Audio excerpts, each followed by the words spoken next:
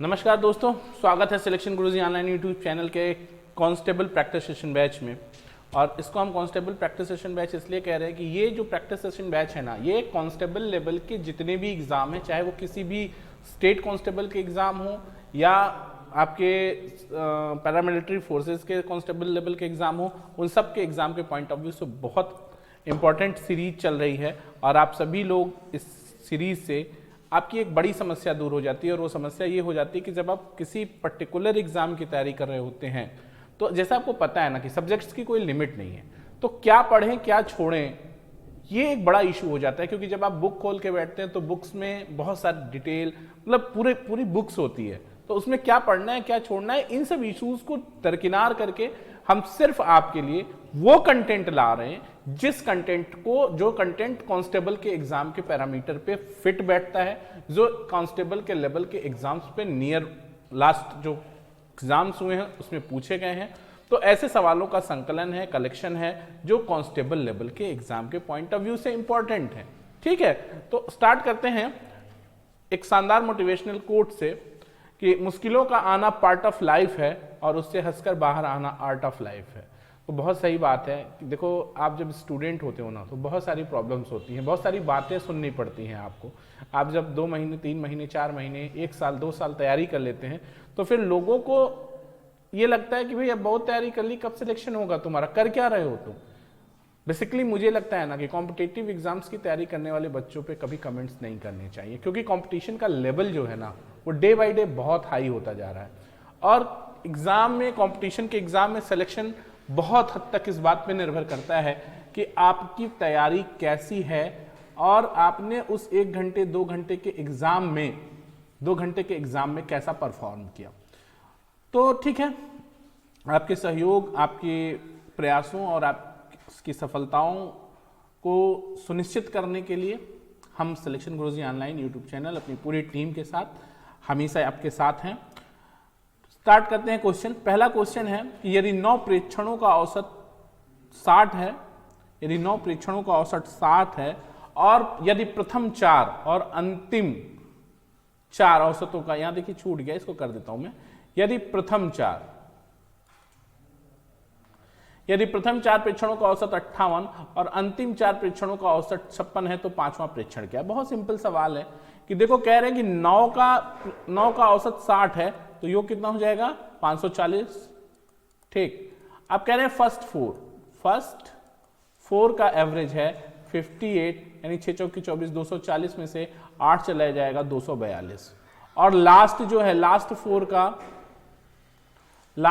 का एवरेज है 56 का मतलब हो जाएगा 4 चौके 16 घट जाएगा ना, तो इसमें से 224 नहीं, राइट, ये कितना हो गया 40 2 42, सॉरी ये 32 होगा, 232 और ये होगा 224।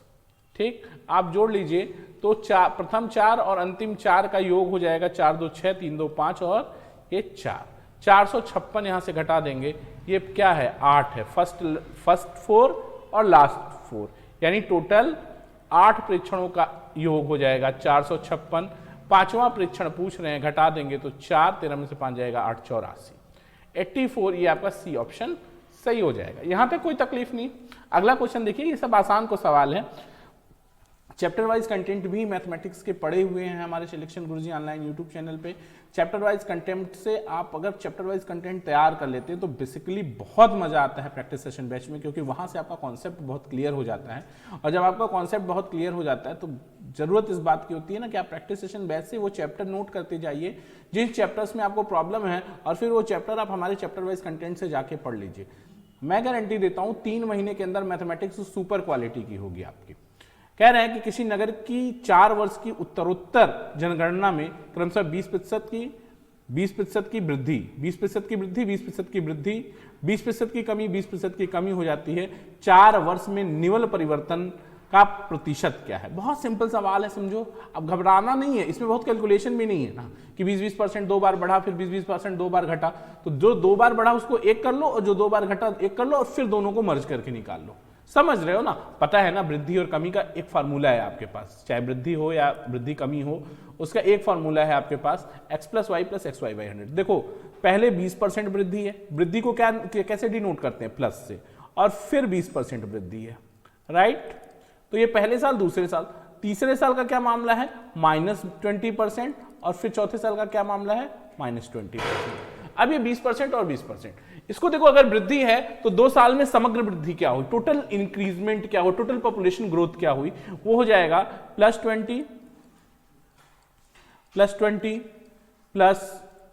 20/100, आपको यहां से मिल जाएगा 44%, ये +44%। और यहां पे -20 तो -20 प्लस -20 × -20/100, राइट ना। तो ये क्या हो गया, -40, और ये हो जाएगा -4, यानी कमी कितने की आ गई, 36% की। पहले 2 साल में 44% की वृद्धि और अंतिम 2 साल में, तीसरे और चौथे साल में 36% की कमी। तो 4 साल के अंत में, चौथे साल के अंत में जो परिणामी जनसंख्या में वृद्धि या कमी होगी वो कैसे आप निकालोगे, फिर वही formula x + y + xy / 100, 44 - 36 plus 44 - 36 × -36/100, solve कर लेंगे तो यहां कितना बच रहा है, 36, 8 बच रहा है, 8 माइनस इसको गुणा कर लेंगे तो 15.84, ठीक ना। घटा लेंगे जब आप तो ये आ जाएगा 7.84 और माइनस साइन के साथ।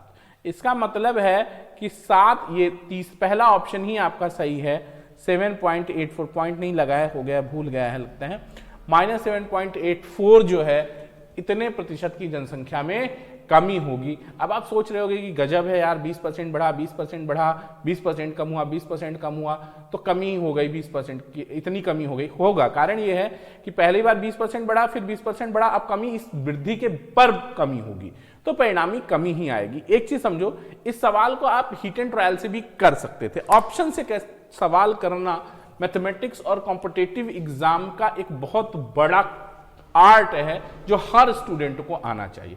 अब इस सवाल को आप कैसे टैकल करते हैं, देखिए आपके पास ऑप्शन क्या था, मैं बता देता हूं, यहाँ ऑप्शन थोड़े साफ साफ नहीं लिखे हैं, मैं आपको साफ साफ बता देता हूं। पहला ऑप्शन इन्होंने दिया है -7.84, दूसरा ऑप्शन दे रहे हैं ये 7.84 प्लस के साथ, ठीक, दूसरा ऑप्शन दे रहे हैं ये, तीसरा 0 दे रहे हैं, और चौथा दे रहे हैं -16। बात को समझो, पहले तो वृद्धि, फिर कमी, तो कमी ही होना है, ये तय बात है। प्रैक्टिस बताएगी आपको कि क्या होगा, कमी होगी कि वृद्धि होगी। तो आपका ये 2 ऑप्शन, 0 वाला और +7.84, तो खत्म। 16% की वृद्धि नहीं होगी, क्योंकि 20% की वृद्धि अगर नॉर्मल भी मान लो आप, तो 20 प्लस कर लो तो 40% की वृद्धि हो गई, और फिर 40% की वृद्धि के बाद जो कमी होगी तो 20-40, यानी सीधा सीधा है कि 16% कमी नहीं आएगी, कम आएगी कमी। तो ये एक ऑप्शन 7.84 आपको बचता है, जो आपका आंसर हो सकता है, राइट ना। लेकिन ये चीजें जज करने के लिए, ये चीजें एज्यूम करने के लिए, और आपका एग्जेम्पशन एज्यूम जो किया है आपने वो करेक्ट हो, इसके लिए बहुत प्रैक्टिस की जरूरत है, और अच्छी प्रैक्टिस ही आपको मैथमेटिक्स में सफलता दिला सकती है, ठीक है ना। तो आगे बढ़ते हैं, अगला क्वेश्चन ध्यान दीजिएगा, ये क्वेश्चन ध्यान दीजिए। क्वेश्चन पे आते हैं कि 42 सेमी व्यास वाले 14 सेमी ऊंचाई वाले लंबवृत्तीय बेलन के सतह का क्षेत्रफल, ध्यान दीजिएगा, सतह का क्षेत्रफल की जगह पे ये होना चाहिए था क्वेश्चन में संपूर्ण सतह का कुल क्षेत्रफल। ये कुल क्षेत्रफल पूछ रहे हैं आपसे, कुल क्षेत्रफल क्या है। तो बहुत सिंपल बात समझो, बेलन है ना, एक बात समझो, इस पूरे सवाल में एक चीज समझो, आप क्या समझना है आपको, वृत्त है,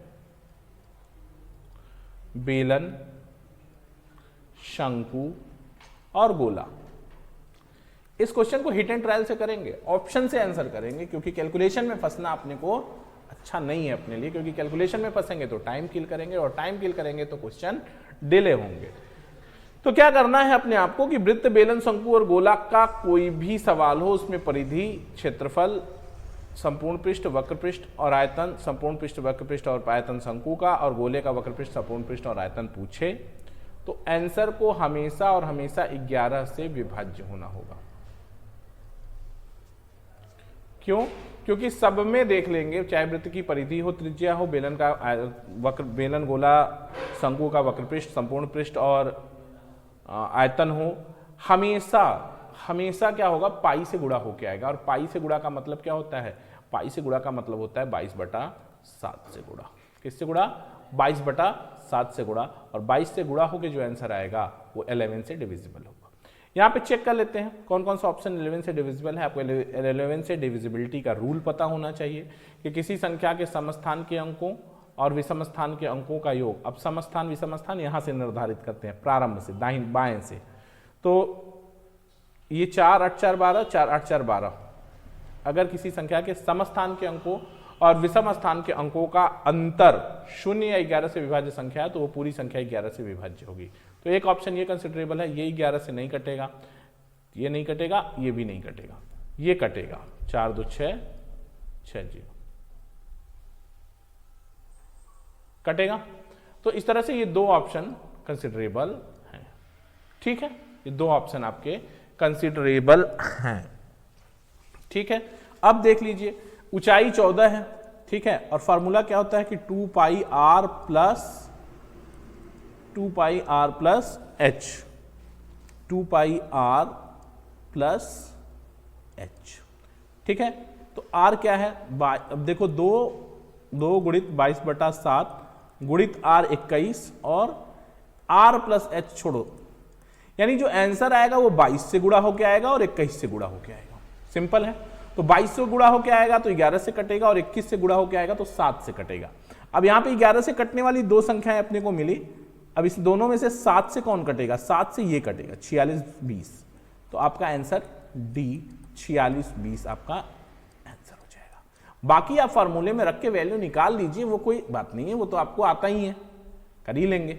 लेकिन हमको आपको क्या बताना है, ये देखिए ये चीजें क्या होती है ना, ये कंप्लीट प्रैक्टिस की चीज है। जब आप 25 50 100 सवाल लगा लेंगे मेंस्ट्रुएशन से तो ये आपको अपने आप ऑटोमेटिक पता चल जाएगा।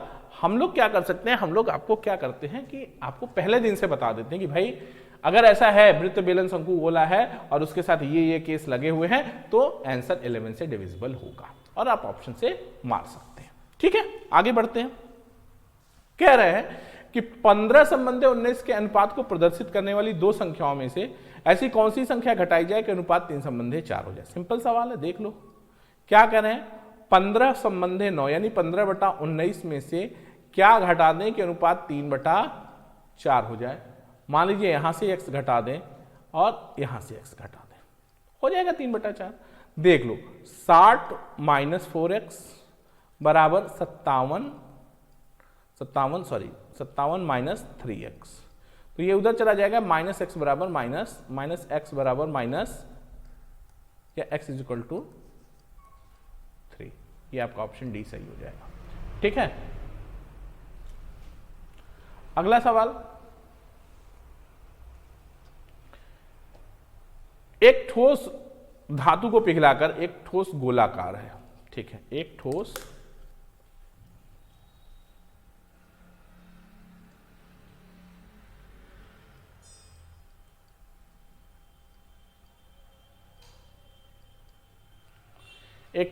गोलाकार धातु को पिघलाकर ठोस लंबवृत्तीय सिलेंडर का रूप दिया जाता है जिसकी ऊंचाई उसके आधार की ऊंचाई से दोगुनी है।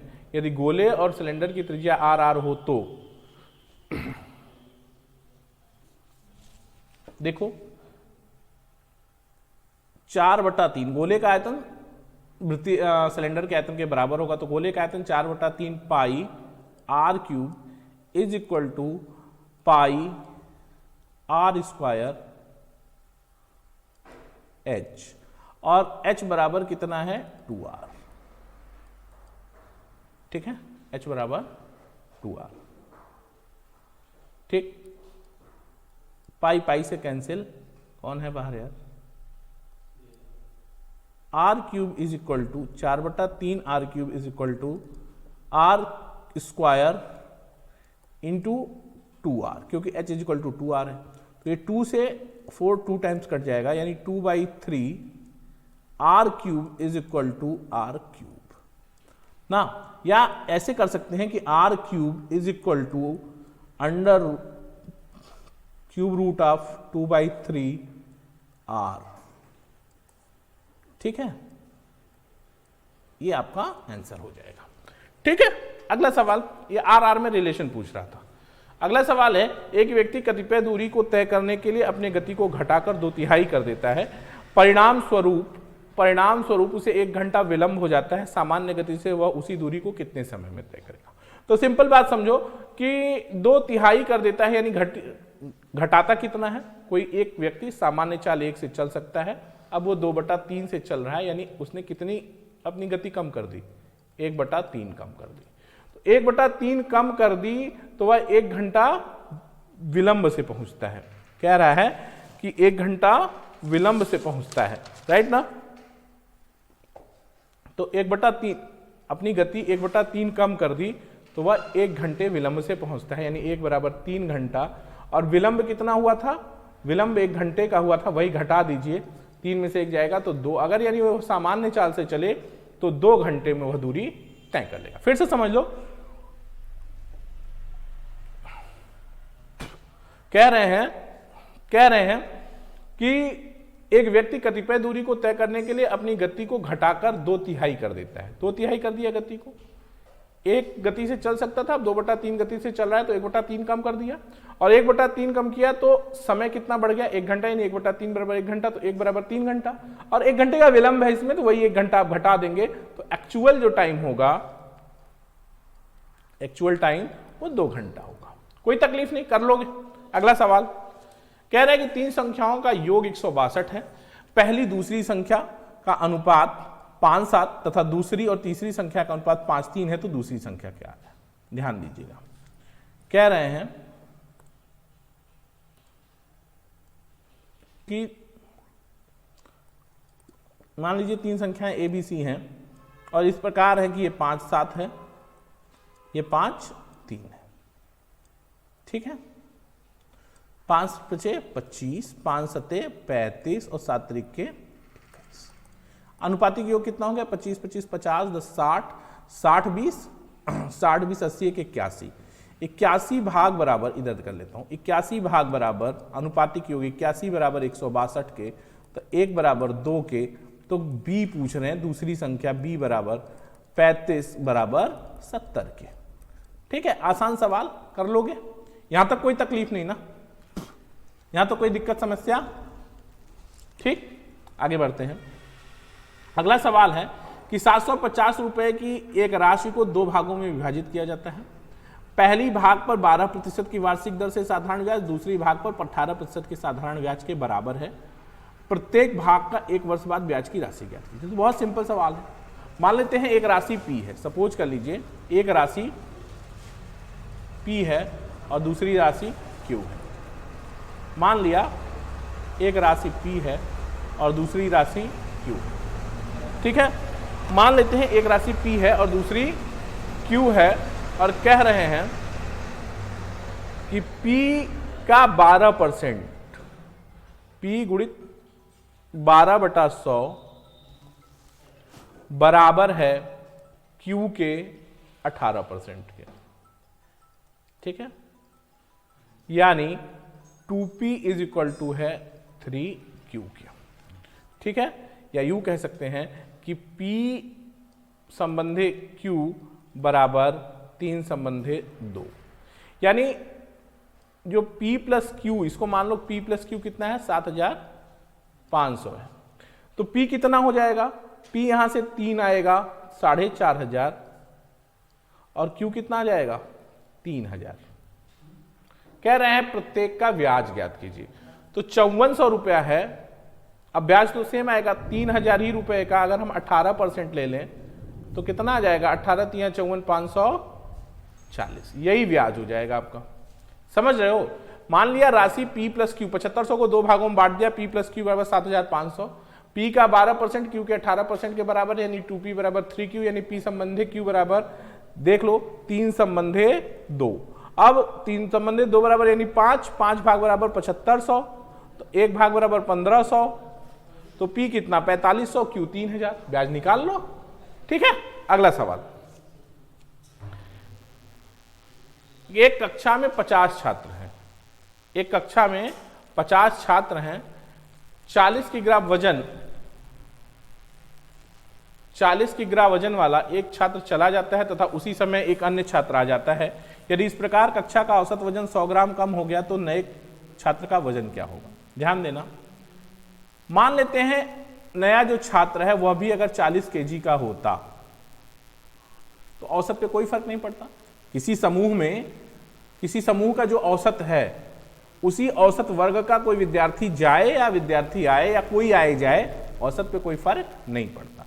एक कक्षा में 50 छात्र थे, एक विद्यार्थी 40 किलो के वजन वाला चला गया, यानी अगर हम औसत 40 मान लेते कि अगर 40 औसत रहा होगा तो 40 का जाता तो औसत पे कोई फर्क नहीं पड़ता। लेकिन उसके जाने से और एक नए लड़के के आने से 100 ग्राम वजन कम हो गया। 100 ग्राम वजन कम हुआ कितने लोगों में? पर हेड 50 ग्राम, 50 लोगों में, यानी 40 केजी माइनस 5000 केजी यानी 5 केजी बराबर, तो नए विद्यार्थी का वजन कितना हो गया? 35 केजी। सुपर ट्रिक है इस सवाल का।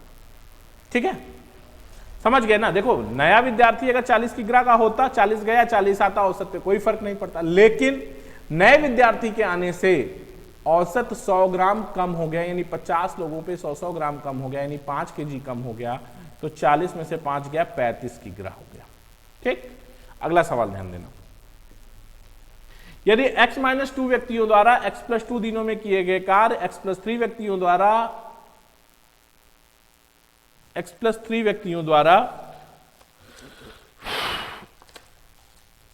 x - 3 दिनों में, ठीक है, यहां पे देखिए सवाल थोड़ा सा मिस प्रिंट है तो मैं सही कर देता हूं। यदि x - 2 व्यक्तियों द्वारा x + 2 दिनों में किए गए कार्य तथा x + 3 व्यक्तियों द्वारा x - 2 दिनों में, x द्वारा x - 2, ध्यान देना, यहां से मैं निकाल दे रहा हूं, द्वारा x - 2 दिनों में किए गए कार्य का अनुपात 15 संबंधित 16 है, तो x का मान ज्ञात कीजिए। तो कार्य क्या होगा? व्यक्ति x - 2 दिन x + 2 अपान व्यक्ति x + 3 और दिन x - 2, और ये बराबर हो गया 15/16। x² - 4 अपान, ठीक ना? क्या सॉरी, x - 2 से कैंसिल हो जाएगा, सॉरी कैंसिल कर जाएगा ना, तो सीधा सीधा आ जाएगा 16x + 32 बराबर 15x + 45, या x बराबर 45 में से 32 जाएगा तो 13। कितना आ जाएगा? 13। सिंपल सवाल। अगला सवाल, एक थोक व्यापारी ने कुछ सामान 150 रुपए में खरीदा। यदि ऊपरी खर्च 12% हो तो सामान किस मूल्य पर बेचे कि उसे 10% लाभ हो? ध्यान से समझ लो क्या करना है। सीपी दे रहा है आपको 150 और कुछ खर्च हो गया इस पर कितना? 12%। तो 150 का 12% क्या, तो कुल सीपी कितना हो जाएगा? 150 और प्लस 150 का 12%। 150 का 12% 18, यानी टोटल सीपी आ जाएगा 168। अब एसपी क्या हो जाएगा? 168 प्लस 168 का 10%। 10% कितना हो गया? 16.8। तो 168 प्लस 16.8, ये बराबर आ जाएगा आपको 184.8। ठीक है, कर लेंगे, सिंपल सवाल है, कोई दिक्कत नहीं ना।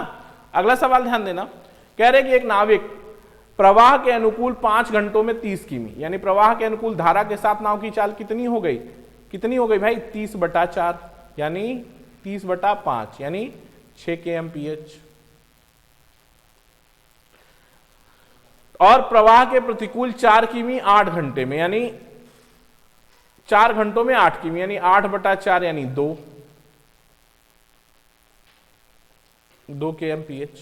तो क्या पूछ रहे हैं? प्रवाह की गति क्या है? प्रवाह की गति क्या होगी? देखो, प्रवाह की गति दोनों का अंतर 6 माइनस 2/2 यानी 4/2 यानी 2 kmph 2 किलोमीटर प्रति घंटा। पता है ना, यदि धारा के साथ नाव की चाल, धारा के साथ धारा के प्रतिकूल चाल दी हुई हो तो धारा की चाल क्या होती है? धारा की चाल होती है दोनों के चालों का अंतर बटा 2, और अगर नाव की चाल निकालनी हो तो नाव की चाल होती है दोनों का योग बटा 2, 6 + 2/2 यानी 4 kmph। ठीक है, आगे बढ़ते हैं। अगला सवाल ध्यान दीजिएगा कि 1.26 मीटर व्यास का एक पहिया 500 चक्कर में कितनी दूरी जाएगा। ठीक है, पहिया है, अपनी परिधि के बराबर दूरी जाएगा, 500 चक्कर चल रहा है, तो 2πr गुणित 500, तो 2 गुणित 22/7 गुणित r हो जाएगा 0.2 से भाग देंगे तो 63 गुणित 500। ठीक ना, पॉइंट कितना हो जाएगा 67 9 63 0.09 यानी हो जाएगा 2 गुणित 22 गुणित 9 गुणित 5, 9 × 5 = 45 × 2 = 90 गुणित 22 0 9 दूनी 18 9 दूनी 18 1980 मीटर, ये ऑप्शन है आपका, यहाँ पे छूट गया है, 1980 मीटर वो जाएगा। क्लियर है भाई? कहना क्या है, पहिया अपनी परिधि के बराबर दूरी चलता है तो उसकी परिधि निकाल लिया 2πr और 500 बार घूमेगा तो 500 से गुणा कर दिया, उतनी दूरी जाएगा। अगला सवाल ध्यान देना। ठीक है, तो ये लास्ट क्वेश्चन था सिलेक्शन गुरुजी ऑनलाइन पर प्रैक्टिस सेशन बैच में, कांस्टेबल के प्रैक्टिस सेशन बैच में आज इतना ही। कल फिर प्रैक्टिस सेशन बैच में कांस्टेबल ऑल कांस्टेबल्स एग्जाम्स के सेशन में आपसे फिर मुलाकात होगी, कुछ और बेहतरीन सवालों के साथ हम उसकी प्रैक्टिस करेंगे। देखते रहिए सिलेक्शन गुरुजी ऑनलाइन। जय हिंद, जय भारत।